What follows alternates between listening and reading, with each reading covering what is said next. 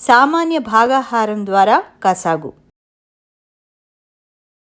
ఇంతవరకు మీరు ప్రధాన కారణాంక పద్ధతి ద్వారా 2 సంఖ్యల కసాగు ఏ విధంగా కనుక్కోవాలో తెలుసుకున్నారు. ఈ క్లాస్లో మరో విధానం ఉమ్మడి భాగాహార పద్ధతి గురించి నేర్చుకుందాం. 30 మరియు 45ల కసాగు కనుక్కోండి.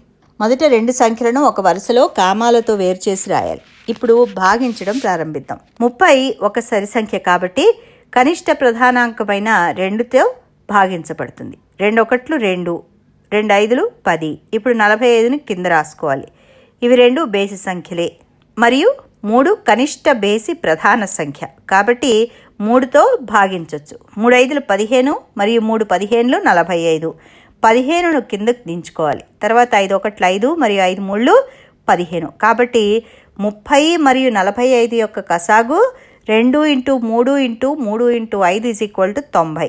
మీకు గుర్తుందా, మనం ప్రధాన కారణాంక పద్ధతి ద్వారా కూడా సామాన్య భాగాహారం ద్వారా వచ్చిన కసాగు వచ్చింది. ఈ విధానాన్ని మళ్ళీ ఒకసారి చూద్దాం.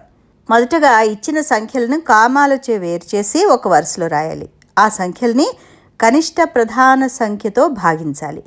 ఇచ్చిన సంఖ్యల్లో ఏదో ఒక సంఖ్య మనం తీసుకున్న సంఖ్యచే భాగించబడాలి.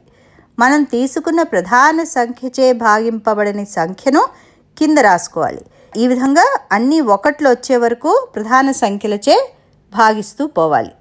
చివరిగా అన్ని ప్రధాన కారణాంకాల లబ్ధము ఆ సంఖ్యల కసాగు అవుతుంది. ఇప్పుడు మీరు కసాగు కనుక్కోవడానికి మరో పద్ధతి అయిన సామాన్య భాగాహార విధానం కూడా తెలుసుకున్నట్టే కదా.